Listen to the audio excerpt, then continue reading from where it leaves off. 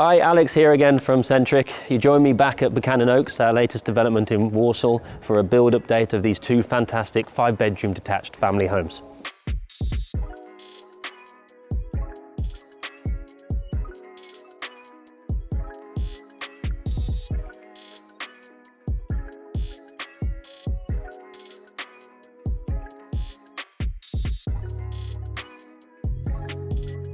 As you can see, construction has progressed nicely over the last 2 months, with the ground floor rooms now taking shape.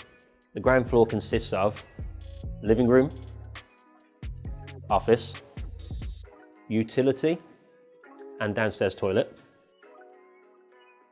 Come join me in my favourite part of the home. We're now in the open plan kitchen dining room, which will have access to the snug. The kitchen will benefit from Siemens integrated appliances while having access to the garden through bifolded doors. The development is located on the quiet tree-lined streets next to Calderfield Golf and Country Club and Walsall Arboretum, offering easy access to open green spaces, children's play areas and a host of community events for the family.